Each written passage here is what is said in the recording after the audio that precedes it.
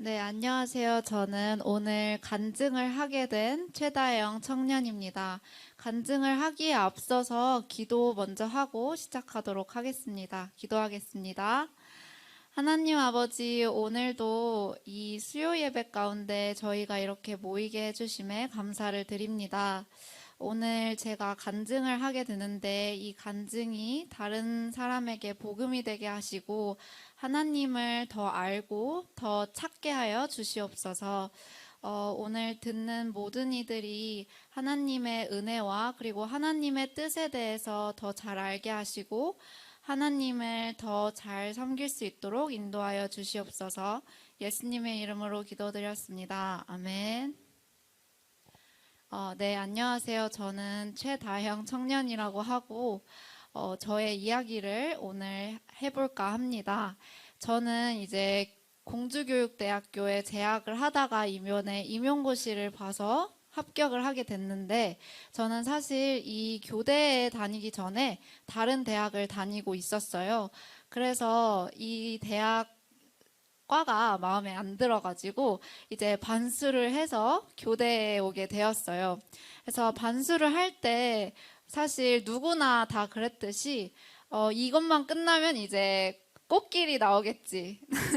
이제 행복한 대학 생활이 열리겠지라는 마음을 가지면서 공부를 했어요. 근데 반수를 마치니까 이제 저희 오빠인 찬영 오빠가 사이비 신천지에 가 있는 것이었습니다. 그래서 저는 이제 어쩔 수 없이 부모님을 도와서 그 반수를 끝나고 오빠를 이제 그 사이비 신천지에서 빼내는 일에 동참을 하게 되었습니다. 그래서 저는 사실 반수를 끝났으니까 몸도 이제 지치고 너무나도 피곤한데 이제 새벽 때가 되면 이제 엄마가 저에게 와서 방문을 열고 다영아 오빠 빼내야지라고 애원을 하면서 저를 이제 새벽 기도에 들어가면 그 소리에 이제 몸을 질질 끌면서 새벽 기도에 갔습니다.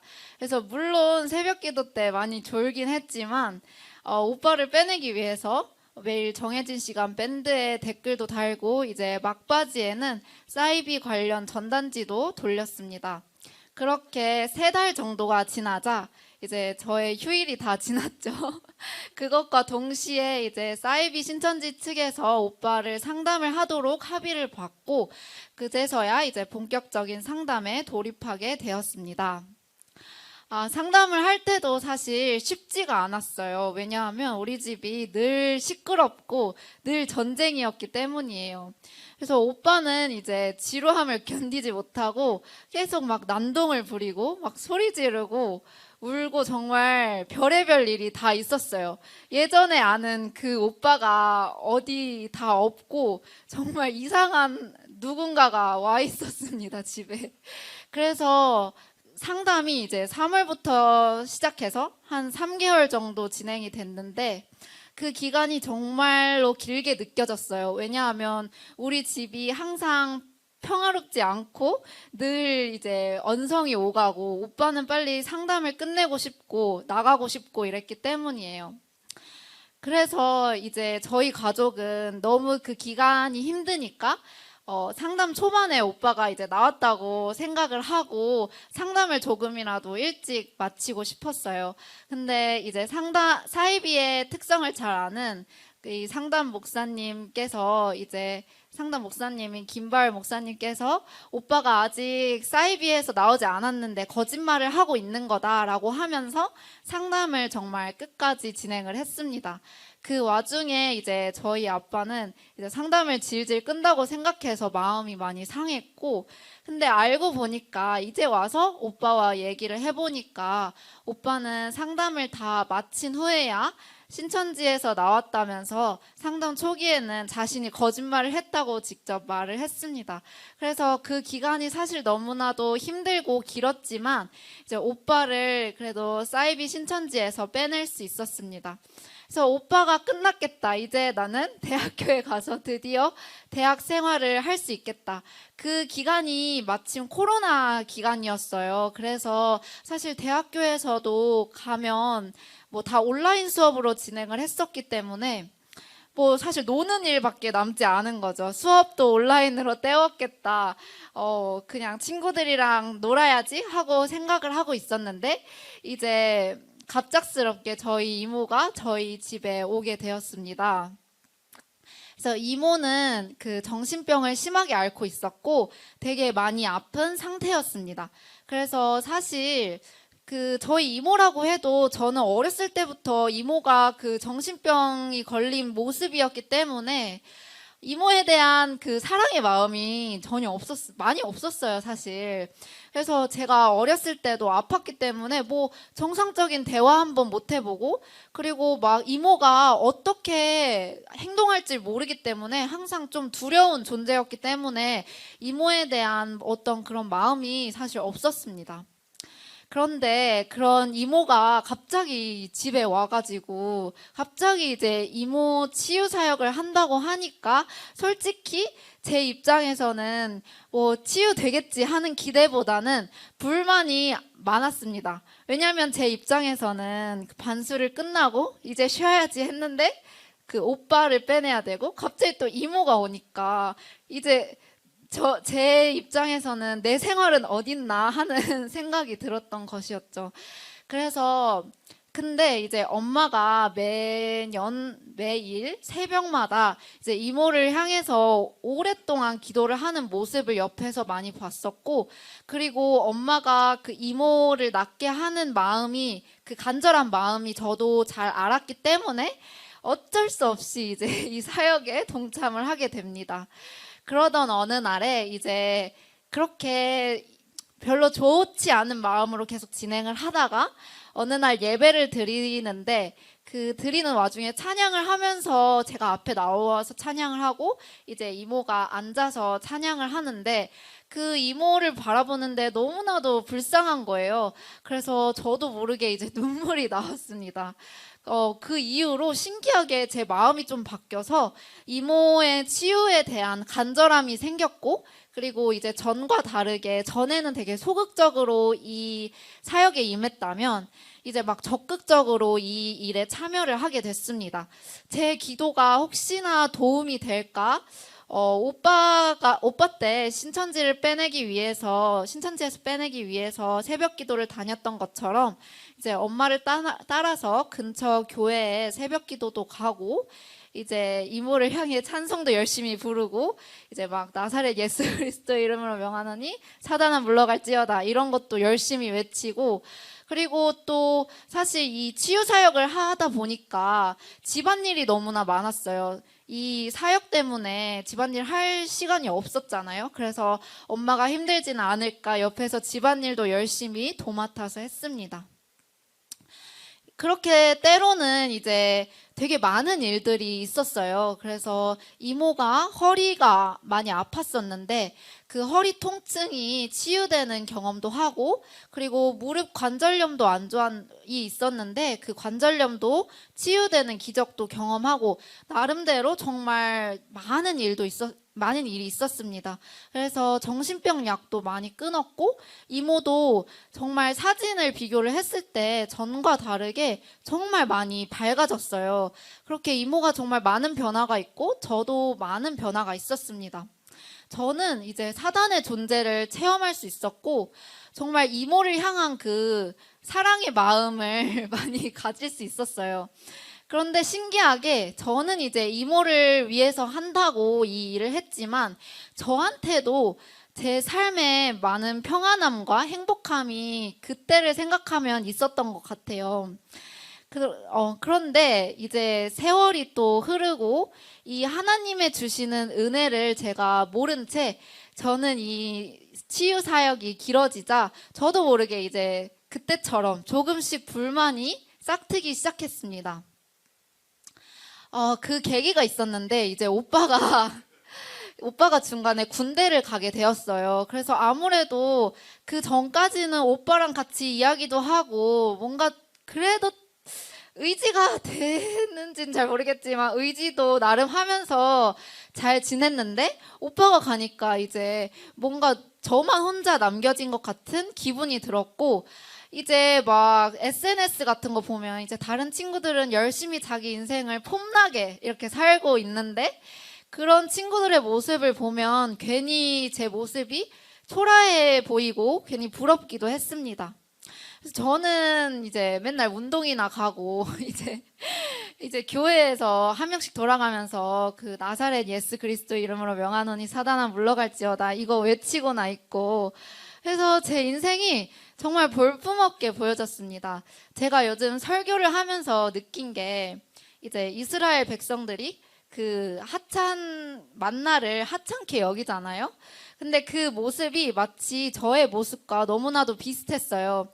저는 이 치유 사역을 하면서 말씀도 맨날 들을 수 있고 그리고 사단의 존재도 경험하고 실제로 제 안에 평안함과 행복함이 있었는데 저는 이 일이 어느 순간부턴가 이렇게 하찮게 느껴진 것이었습니다. 그래서 그러던 어느 날 이제 사건이 터졌는데 이제 엄마가 이모와 싸움을 하게 됐어요. 그때 자세하게는 기억이 안 나는데 엄마가 이제 기도문을 이모한테 읽으라고 했는데 이모가 막 읽기 싫다면서 실랑이를 벌이던 와중에 이제 이모가 엄마의 머리끄댕이를 잡은 거예요. 그래서 서로 막 이렇게 머리끄댕이를 잡고 있어서 제가 말리려고 하다가 이모가 저의 머리를 잡고 벽에 확 밀쳤어요. 근데 그때 표현은 안 했지만 너무 서러웠고 그리고 막 저는 막 내가 누굴 위해서 이 일을 하나 이런 마음이 드는 거예요. 그래서 이모가 사실 정신병을 앓고 있어서 그런 일이 어떻게 보면 이모가 하는 게 아니라 그 안에 있는 사단이 하는 건데 그냥 저는 그런 걸 알고 있음에도 불구하고 속이 많이 상했습니다. 그래서 그 이후로부터 이모에 대한 사랑의 마음이 사라지고 그냥 이 일이 너무나도 힘들게 느껴졌습니다. 그래서 마침 이제 학교 시험이 이제 기말고사가 있다고 해서 저는 그 핑계로 제 대학교인 공주교대로 향하게 되고 이제 경기도에서 공주로 가게 되었습니다. 결국 그래서 이서훈 목사님의 간증처럼 할머니의 방해와 그리고 여러 가지의 일들로 인해서 이모의 치유 사역이 결국에는 중단하게 되었습니다. 그렇게 저는 그 마음이 상한 채로 이 선한목자 교회를 떠나게 되었고 그냥 이제 세종 집에서 가까운 교회를 가게 되었습니다. 그 이유는 저는 그 교회로 인한 엄마와 아빠의 불화가 너무 싫었고 그것에 대한 상처가 좀 컸습니다. 그래서 처음에는 그리고 사실 경기도까지 교회를 오는 게 마음이 없으면은 굳이 할 것까지는 없잖아요. 그래서 저는 선한목자 교회를 떠나게 되었습니다. 그런데 이제 처음에는 그러려니 이 생활이 만족스럽다 싶었는데 점점 갈수록 이제 마음이 좀 불안정해지고 이제 평안하지가 않는 거예요. 그러니까 저도 이게 너무 이상한 게 아무 일도 일어나지 않는데 전보다 마음이 좀 불안정해지는 게 저도 느껴졌어요. 그래서 막 불면증도 오는 날이 있었고 그리고 막 잠들기 전에 막 불안한 마음이 있어서 뒤척거리는 날들도 꽤 많았습니다. 근데 저는 정말 남부러울 것 없이 삶을 그때 살았거든요. 저는 과외를 하면서 이제 돈도 벌고 그리고 대학 생활도 나름 만족스럽게 지내고 그리고 대학교 친구들과도 너무나도 잘 지냈어요. 그리고 대학교에서 배우는 내용들도 재밌고 했는데 그리고 이제 저는 이제 껐득하면 집에 와가지고 침대에 누워서 쉬고 여행도 많이 가고 했는데 제 마음은 정말 평안하지 않았던 게 지금 생각해도 너무나도 이상했습니다. 그러던 중에 이제 엄마의 주도 하에 이제 가정 예배를 드리게 되었습니다. 처음에는 사실 이 가정 예배가 너무 듣기 싫었던 게 그 이모 치유 사역을 하고 그리고 오빠 신천지 상담을 할 때 이미 너무나도 많이 들은 내용이었어요. 그래서 뭐 그 출애굽 여정과 그리고 뭐 창세기 이 부분에 대해서 많이 들어가지고 엄마가 하는 그 가정 예배가 지루하고 사실 너무 듣기가 싫었어요. 그리고 어떻게 보면 저는 행복하게 쉬고 있는데 학교 갔다가 이제 쉬어야지 하고 쉬고 있는데 엄마가 가정 예배를 드리자고 하니까 그게 너무 싫었습니다. 그래서 이 가정예배 도중에 사실 한 번씩은 은혜를 받은 적은 있었는데 그것을 이제 내색을 하면은 더 가정예배를 열심히 엄마가 준비해서 올까봐 내색을 하지는 않았습니다. 그래서 저는 이제 4학년이 됐습니다. 그래서 4학년이 됐는데 저는 이제 2학년, 3학년 때는 과외를 했기 때문에 집에 매주 주말에 왔어요. 근데 4학년 때는 이제 임용고시를 본격적으로 준비를 하잖아요. 그래서 공부에 집중해야 됐기 때문에 그리고 저는 그때는 이제 공부하려고 과외도 하지 않았어요. 과외도 없었기 때문에 저는 학교에서 그냥 쭉 있어야겠다 하는 계획을 세우고 그 공주교육대학교에 계속 머무르고 이제 집에 오질 않았습니다. 그렇게 짐을 다 싸고 학교에 가기 전날에 엄마가 이제 저의 방에 찾아와서 일요일 날만이라도 이 선한목자 교회에 가는 것이 어떻겠냐라는 제안을 했어요. 근데 사실 저는 공주에 살려고 했기 때문에 공주 옆에 있는 교회도 다 알아놨고 거기를 정말 가려고 했어요. 그래서 싫다. 나는 임용고시를 공부를 해야 되고 바쁘다. 그래서 계속 싫다고 했는데 이상하게도 제 마음속에서 계속 웃음이 나오는 거예요. 뭔가 기분이 너무나도 그냥 저도 모르게 좋은 거예요. 그래서 그것을 이제 티를 내면 엄마가 옳거니 하고 더 저를 데려갈까봐 티를 내지 않았는데 표정을 계속 감췄는데 그냥 막 기분이 좋았습니다. 그래서 결국에는 엄마가 설득을 해서 제가 이 선한목자 교회에 가게 되었습니다. 교회에 간 첫날에 저는 사실 별 기대는 안 했어요.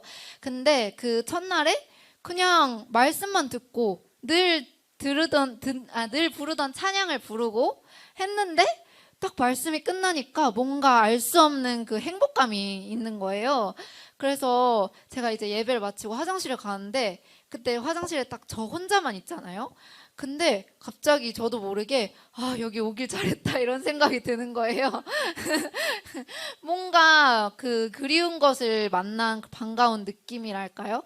그래서 예배가 끝나고 이제 저녁에 집에 오는데 정말 마음이 평온하고 그냥 잠잠했던 것 같아요. 그 전에는 좀 불안정했는데 그냥 마음이 고요하다 해야 되나? 그런 상태였던 것 같아요.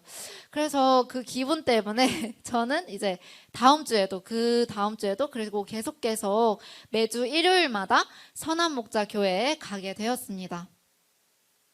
사실 그 당시에는 말씀이 재미있는 줄도 잘 모르겠고 좋은 줄도 모르겠고 그렇다고 해서 무슨 교훈적인 설교를 하는 것도 아니고 내 마음에 뭔가 말씀이 확 남는 것도 아닌데 이 기분이 계속 드니까 정말 신기하더라고요.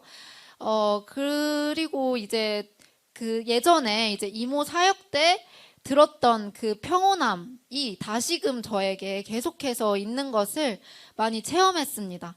그래서 저희 엄마는 그런 저를 위해서 매주 일요일마다 세종에서 공주까지 이제 차로 저를 데리러 오시고 그리고 이제 공주에서 경기도까지 이제 매주 차로 데려오셨는데 그 헌신이 있었기에 제가 지금까지도 이 교회에서 계속해서 다니면서 이렇게 좋은 귀한 말씀을 들을 수 있었던 것 같습니다.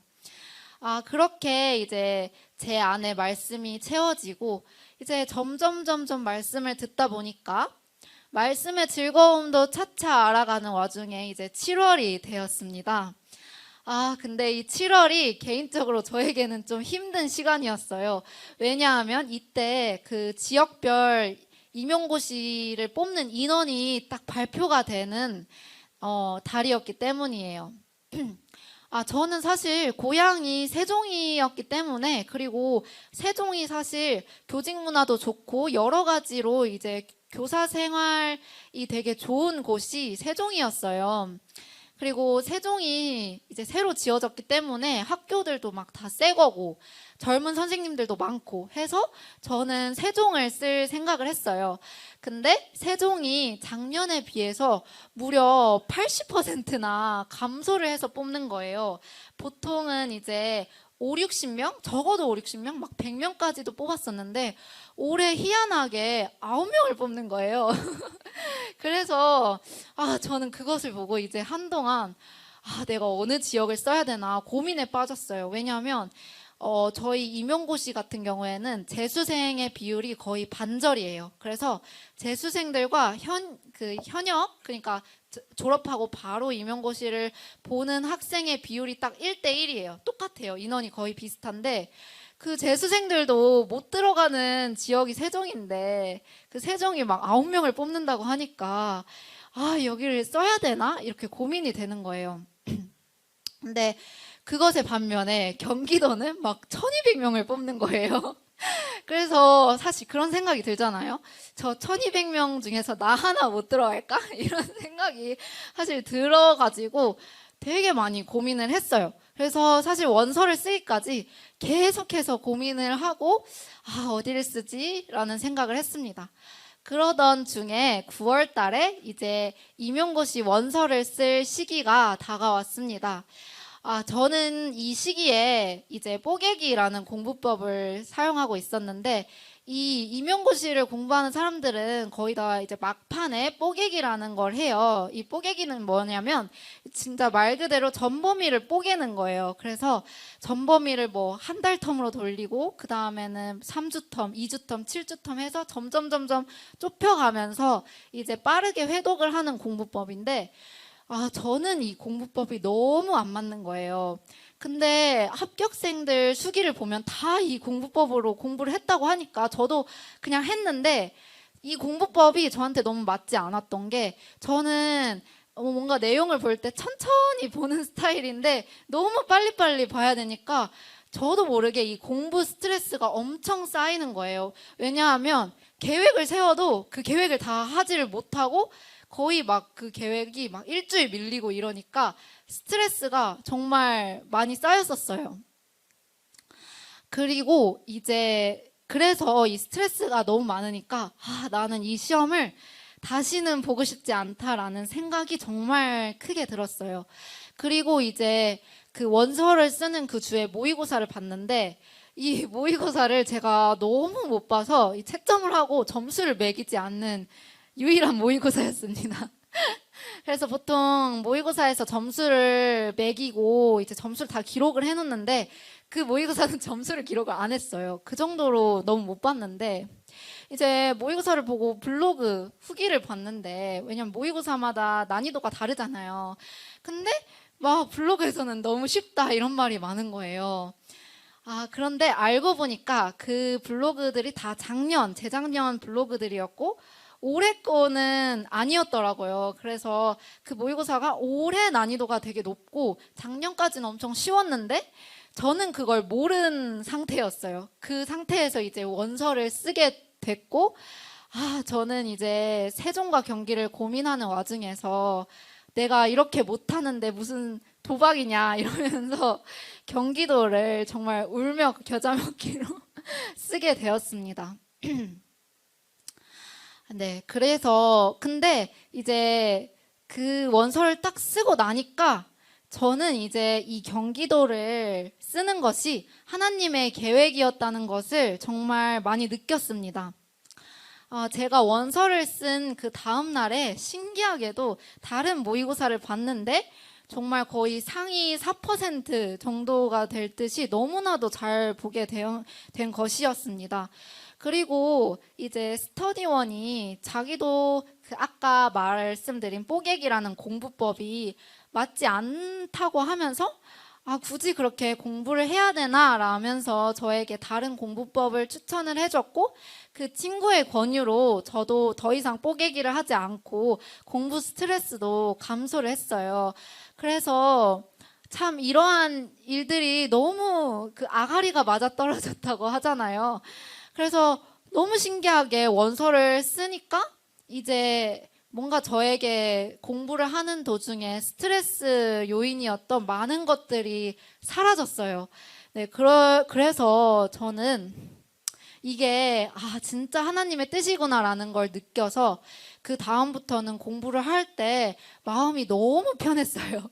왜냐하면 공부는 내가 하고 있지만 결과는 다 하나님께 달렸구나라는 것을 정말 많이 느꼈기 때문이에요. 그래서 내가 공부를 막 악써서 해도 하나님의 뜻이 그게 아니면 그 지역에 갈 수 없는 거고, 그 지역에 갈 수 없는 거고, 물론 사람의 노력이 필요하겠지만 결과는 하나님이 쥐고 있구나라는 거를 느꼈습니다. 그리고 이제 공부를 하고 이제 하나님의 은혜 가운데에서 길다면 긴 수험 생활 마치고 이제 시험을 보기 전날이 다가왔습니다. 이제 저는 아침에 일어나서 기도를 그때는 했었거든요. 그래서 아침에 하나님께 이제 기도를 하는데 정말 그 1년간의 수험 생활이 떠오르면서 정말 하나님께 감사하다는 생각밖에 들지 않는 거예요. 왜냐하면 제가 하필 이 임용고시를 준비할 때 이 교회에 올 수 있게 되었고, 그 상태에서, 그 마음이 평온한 상태에서 공부를 할 수 있었다는 게 정말 큰 은혜잖아요. 제가 근데 하나님께서는 그 시기를 그렇게 맞춰주셨고, 그리고 하나님께서는 제가 공부를 할 때 정말 많은 은혜를 부어주셨어요. 먼저 저한테는 너무 좋은 스터디원들이 있었어요. 제가 사실 그 실속파라고 아시나요? 네, 그 쓸데없는 짓 하기 싫어하고 최소한의 일로 최대한의 결과를 내고 싶어 하는 실속파인데, 그 실속파였기 때문에 대학 생활을 할 때 사실 뭐 과제나 조별 발표를 할 때 뭐 열심히 하질 않았어요. 왜냐하면 그것은 점수에 영향을 별로 주지 않기 때문이죠. 그래서 저는 시험만 열심히 봤기 때문에 학점은 그럭저럭 잘 받았지만, 다른 학생들이 볼 때에는 제가 막 뭔가를 열심히 하고 막 준비를 잘하고 이런 스타일이 아니었어요. 근데 이제 스터디원을 꾸밀 때 아시잖아요. 스터디원 꾸밀 때 조금이라도 잘하는 친구들과 같이 하고 싶잖아요. 그래서 사실 제 입장에서는 친구들이 나랑 같이 스터디원을 할 마음이 있을까라는 생각이 솔직히 있었어요. 근데 이제 저는 1년간 스터디를 정말 막 10개 거의 넘게 했었는데, 그 제가 스터디가 필요할 때 누군가가 말을 꺼내요. 뭐 이 스터디 하고 싶은데 같이 할래? 이렇게 말을 꺼내던가, 또 누가 먼저 제안을 해요. 저한테 같이 하자고 막 연락이 오고. 그리고 저는 방학 때 사실 본가 세종에 있었거든요. 그런데도 이제 저한테 막 연락을 해서 같이 하자고 하고. 그러니까 이게 전 너무 신기한 거예요. 저를 뭔가 같이 필요로 하는 친구들이 많으니까 너무나도 신기했고, 하나님께서는 그 스터디원들도 정말 좋은 친구들로 예비를 하셨던 게, 이제 합격을 하고 친구들끼리 합격했는지 안 했는지 결과를 공유를 하잖아요. 근데 저와 같이 이제 스터디를 많이 주로 했던 친구들이 다 정말 높은 점수로 합격을 했어요. 그 정도로 훌륭한 친구들이었고, 그리고 정말 뛰어난 친구들이었습니다. 그리고 이제 스터디원 중에서 저에게 막 자신감을 북돋아주는 친구도 있었고요. 그리고 스터디원 중에서 진짜 자료가 많은 친구가 있었어요. 근데 그 친구가 정말 그냥 순수한 마음에 자료 필요하면 다 주는 거예요. 그래서 그 친구 덕분에 자료도 부족함 없이 공부를 할 수 있게 되었어요. 그리고 하나님께서는 항상 저를 앞서 나가게 하셨어요. 저는 사실 일요일 날은 교회를 오느라 아예 공부를 거의 못했다고 보시면 되고, 그리고 수요일 저녁도 수요 예배가 있기 때문에 공부를 하지 못했어요. 그리고 저는 체력이 좋지 않아가지고 늘 7시간 이상 자는 잠벌레였습니다. 그러고 여름방학 때는 이제 체력이 또 떨어지니까 매일 막 1시간, 1시간 반씩 산책을 가족들과 하면서 이야기도 나누고, 그리고 중간에 일본 여행도 다녀오면서 한번 쉬기도 했습니다. 그래서 사실 남들에 비해서 절대적인 시간으로 봤을 때 누구보다 앞서 나가진 못했지만, 공부할 때 하나님께서는 정말 높은 집중력과 올바른 공부 방향성으로 저를 이끌어 주셨어요. 제가 그것을 느낀 게 정말 임용고시가 양이 너무 많고 방대해서 공부 방향이 흐트러지는 친구들을 사실 주변에서 많이 봤거든요. 근데 저는 한 번도 그런 적이 없었던 것 같아요. 항상 제가 가는 길은 옳았습니다. 그래서 저는 항상 앞서 나갔던 것 같아요. 그리고 이제 임용고시가 다 끝나고 스터디원들과 후반부에 이제 스터디원들과 이제 이야기를 나누는데, 저희 스터디원들과 같이 후반부에 오답노트 스터디를 했어요. 이 스터디는 뭐였냐면, 이제 막판에 모르는 게 있으면 서로 정리를 해서 공유를 하자라는 스터디였는데, 그 친구들 말로는 이제 제가 1, 2회독 때 쓴 오답노트의 내용들이 그 친구들이 더 회독을 많이 돌렸을 때 비로소 보이는 내용들이었다고 하더라고요. 그래서 그 친구들이 저한테 너는 항상 뭔가 한 발이 빨랐다라는 식으로 이야기를 해주더라고요. 그래서 정말 내가 절대적인 시간이 너무 부족했는데 이렇게 늘 남들보다 앞서 나가게 되었던 것 같습니다. 그래서 이처럼 하나님께서 정말 형통하게 이끌어 주시니 저는 1차 시험을 이제 80.67이라는 점수로 고득점으로 합격을 하게 되었습니다. 저희 경기도 예상 합격 컷이 67점이었고요. 그리고 세종이 그 당시에 77점으로 추정이었어요. 네. 그래서 사실 거의 많은 지역을 합격할 수 있었던 꽤 높은 점수를 맞게 되었습니다. 그래서 이제 1차가 끝나고 2차 시험을 준비를 했습니다. 2차 때는 제가 1차를 잘 봤잖아요. 그래서 그 기쁨에 취해서 교회를 다니는 것도 너무 좋아서, 그래서 이제 수요일 그리고 토요일 물론 주일까지 교회에 나오게 되었어요. 그런데 2차 스터디를 할 때도 하나님께서는 정말 저에게 늘 형통하게 하셨습니다. 2차 스터디는 사실 스터디원이 더 중요해요. 1차보다. 왜냐하면 서로 봐줘야 되기 때문이죠. 뭔가 면접을 하거나 앞에서 뭔가를 할 때 누군가 봐줘야 객관적인 평가가 되잖아요. 그래서 스터디원이 되게 중요한데 제가 운 좋게도 재수생과 같이 스터디를 하게 되었어요. 사실 재수생들은 그들끼리 스터디를 주로 하죠. 왜냐하면 이미 한번 해봤고 노하우가 다 있는 상태잖아요.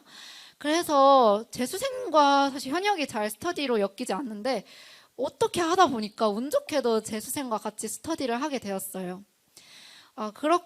그리고 이제 2차는 1차보다 양이 더 많아요. 그래서 더 방대해서 이 방향성이 엄청 헷갈리고 어려운데, 제가 모르는 게 있으면 그 한번 해봤던 그 사람들한테 물어보면 되니까 저는 너무나도 올바른 방향성을 갖고 공부를 할 수 있었습니다. 네, 그래서 사실 2차 시험도 저는 나름 쉬울 줄 알았어요. 그렇지만 그닥 쉽지 않더라고요.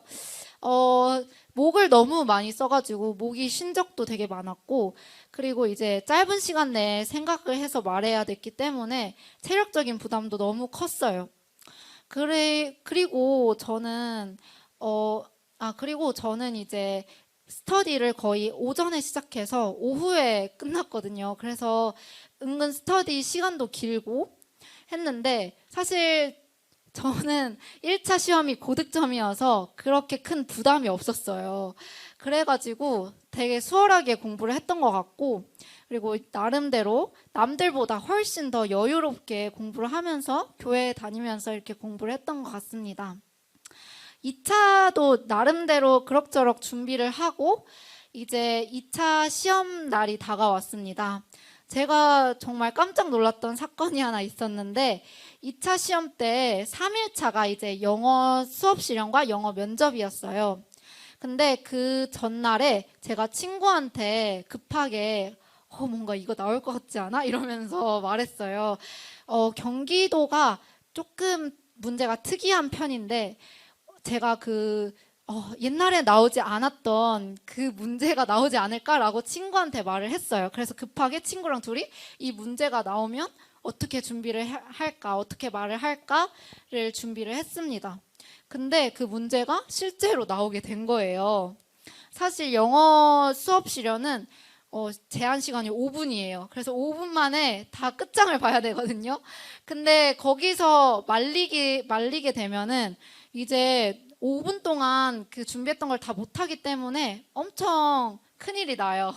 근데 그 문제가 나와가지고 저는 정말 완벽하게 하려고 했지만 네, 조건 하나를 어겨서 너무 기쁜 나머지 조건을 어겨서 네, 그렇게 되긴 했지만 어쨌든 하나님의 은혜로 이렇게 시험 문제도 네, 적중하게 되었습니다. 그래서 저는 이제 2차 시험을 100점 만점에 99.27을 맞고 이제 임용고시를 최종 합격하게 되었습니다. 사실 저는 2차 시험 때는 교회를 더 많이 자주 왔거든요. 그리고 그 설교도 했어요. 근데 하나님께서는 2차 때 더 역사를 많이 하시고 그리고 2차 점수가 더 잘 나오게 하시더라고요. 그래서 저는 이제 1200명 뽑는 경기 인원 중에서 60등, 최종 60등 0.04배수로 합격을 하게 되었습니다. 이제 경기도에 합격을 했어요. 그 다음에는 경기도 안에서도 정말 지역이 많잖아요. 저도 이제 네이버 지도를 경기도를 쳐서 봤는데 정말 너무 넓더라고요. 막 동두천, 양주 막 이런 데도 다 경기도더라고요. 그래서 이제 어차피 지역을 이제 선택을 해야 되는데 집에서 다 머니까 경기도는 어차피 다 머니까 그나마 교회랑 가까운 군포의왕 지역을 지망하게 되었습니다. 그런데 이제 군포의왕도 사실 현직도 가기 어려운 지역이라고 해요. 사실은 신규가 갈 수 있는 지역이 너무 없어요. 좋은 지역은 다 현직들이 이미 자리를 꿰차고 있기 때문에 저는 이제 발령이 나도 저 시골 쪽에 보통 많이 나거든요. 그런데 이제 군포의왕을 지망을 했고 딱 이제 결과를 봤는데 군포의왕은 한 명도 발령이 나지 않고 생각지도 못한 그 일산으로 발령이 나게 되었어요. 근데 일산이 저는 어딘지도 몰라서 급하게 네이버 지도를 켜고 일산을 한번 봤어요. 근데 저 북쪽에 있는 거예요. 그래서 처음에는 교회랑 너무 멀어서 이게 뭐야 하고 좀 속상했거든요. 근데 이 또한 하나님의 계획임을 알 수 있었습니다. 사실 일산은 정말 군포의왕과 마찬가지로 현직 교사들도 가기 힘든 지역이에요. 그만큼 인프라가 좋고 교직 문화도 좋다고 소문난 곳이에요. 그런데 이번에 일산에서 신규 교사를 뽑게 된 것입니다. 그래서 제가 연수를 들을 때 들었는데 10년 만에 뽑은 거라고 하더라고요. 신규 교사를. 그래서 되게 놀라웠어요. 이 10년 만에 뽑았는데 내가 하필 그때 일산에 발령이 나게 되다니 하면서 너무 신기했습니다. 그래서 너무 너무 좋았고 이제 학교에 가게 되었는데 그 전에 이제 이 군포의왕과 수원이 거의 붙어 있잖아요. 근데 군포의왕이 살짝 더 위쪽 지역이에요. 그런데 신기하게 이제 군포의왕을 쓴 사람들은 고향으로 일산으로 발령이 나고 그리고 수원에 쓴 사람들은 이제 평택에 발령이 난 거예요. 그래서 당연히 평택보다는 일산이 훨씬 좋잖아요. 그래서 저는 너무 좋고 감사한 마음이 많이 들었습니다. 사실 저는 수원을 쓸까 고민을 하긴 했었거든요. 왜냐하면 수원을 쓰면은 그 밑에 지역으로 계속 떨어져요. 근데 조금이라도 위쪽 쓰면은 막 의정부나 위쪽이 막 파주 이런 데에 발령이 날 수 있었기 때문에 사실 고민을 했었는데 그래도 교회가 군포의왕이니까 어머니께서도 이제 그냥 군포이왕을 써라 하는 마음에 그냥 군포이왕을 썼었습니다. 근데 군포이왕을 쓴 까닭에 제가 일산이라는 좋은 지역에 발령이 나게 된 것이었습니다. 그리고 제가 이제 새학년 준비 기간이라고 해서 학교에 출근을 하는데 이제 반을 배정받게 되잖아요. 근데 저한테 정말 좋은 2학년 2학년 아이들을 맡게 되었어요. 그리고 업무도 너무 꿀 같은 업무는 아니지만 그래도 신규 교사가 감당할 정도의 업무를 맡게 되었습니다. 사실 이게 신규 교사는 맨 마지막에 학년을 배정받고 그리고 맨 마지막에 업무를 배정받기 때문에 좋은 업무가 떨어지기보다는 안 좋은 학교폭력이라던가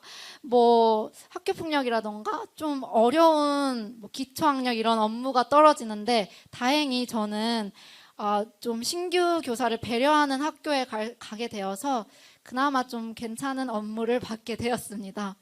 그리고 이제 저희 동학년 선생님도 너무 훌륭하시고 좋으시고 자료도 아낌없이 주시는 분이었고 그리고 정말 급식실도 새로 생겨서 이제 사실 급식실이 없는 학교였거든요. 그러면 반에서 급식을 먹게 되면 음식 냄새가 막 진동을 하고 이제 쏟으면 그때부터는 일이 복잡해지거든요.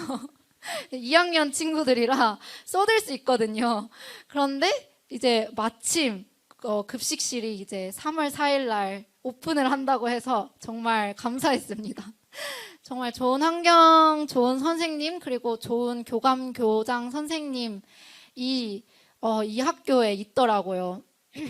네, 그래서 너무나 다행이고 첫 교직 생활을 이 학교에서 한 것이 너무나도 행복했습니다. 네, 그래서 제가 임용고시를 준비하고 이제 그나마 깨달은 것이 있다면 이제 제 인생은 정말 하나님께 달려있다라는 것과 이제 하나님께서는 나에게 최고의 길을 주신다는 것입니다. 저는 사실 세종을 쓰고 싶었어요. 근데 하나님의 계획은 그것이 아니었고 저를 상황을 통해서 이제 경기도에 오게 하셨습니다. 그래서 그 길이 때로는 험하기도 하고 때로는 평탄하기도 했어요. 저는 이제 공부를 할 때는 굉장히 평탄하다고 느꼈고 경기를 쓸 때는 조금 험하다는 생각도 했습니다. 네, 그런데 중요한 건 하나님께서는 그 삶의 여정마다 정말 아름답고 형통하게 저를 이끄신다는 것입니다. 그래서 저는 올해 이제 첫 출발이잖아요. 그래서 올해 하나님과 함께 더 잘 지냈으면 좋겠고 그리고 하나님이 저에게 어떤 환경을 주시든 그 환경 속에서 하나님을 향한 믿음이 더욱더 자랐으면 좋겠습니다. 그리고 무엇보다는 말씀을 깨달아서 그 말씀에 맞는 합당한 사람이 되기를 너무나도 소망을 합니다. 함께 믿음의 여정을 떠나는 김바울 목사님, 그리고 이인숙 목사님, 이선 목사님, 최찬영 전도사님, 황보자경 권사님, 김한나 자매님, 권하늘 형제님, 김순희, 김요셉 성도님, 그리고 우리 가족들 모두가 정말 하나님의 그 크신 뜻을 알고 하나님의 그 섬세하신 이끄심을 알고 동행하며 주 안에서 복을 누릴 수 있기를 소망합니다. 감사합니다.